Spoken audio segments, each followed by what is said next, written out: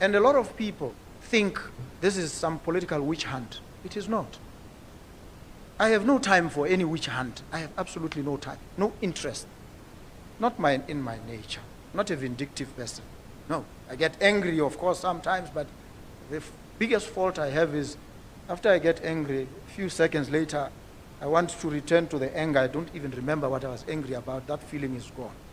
That's I think, a strength that the Almighty has given. So I don't bear grudges. But people think we must pursue individuals. It's not about individuals. It's about principles. And so when we conduct the audit, we want to establish the efficacy of the institutions that we have had. Where did these institutions fail and falter? How?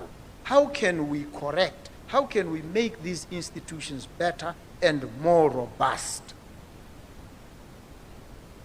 That's the high aim of the audit. So we establish the quantum of loss, if any. And of course, there has to be accountability. It's about all these things. But it is not about vindictiveness. It's not about witch hunting. It's not about demonizing anybody. And so we will conclude the process. And because I want to take you into my confidence, judges and eminent persons, so that those who think there's no seriousness appreciate that we are dead serious. One of the challenges was there was a query about one of the state enterprises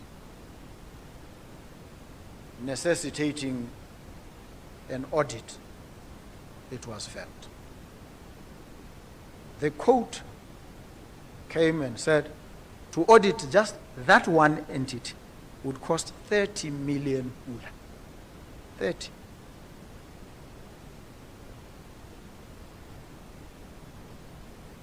Now, this forensic audit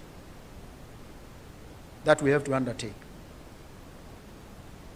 the Vice President was telling me that some time back there was an attempt to do a targeted audit. And the amount that was quoted was 250 million pula. And I'm sitting there in a country that is challenged, that may not be able to pay even the salaries, but is unable to pay certain very essential services. And I'm sitting here and prioritizing. Do I spend $1 billion in this audit, which is so necessary? What do I do? So I had to examine all the options. And it turns out that this audit can actually be done.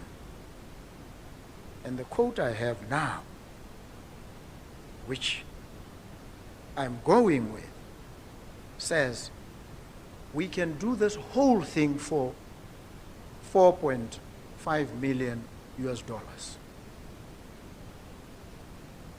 And they say 30 state-owned enterprises and the rest of government. Not 250 million for one or two, but around 60 million for a comprehensive audit by international professionals.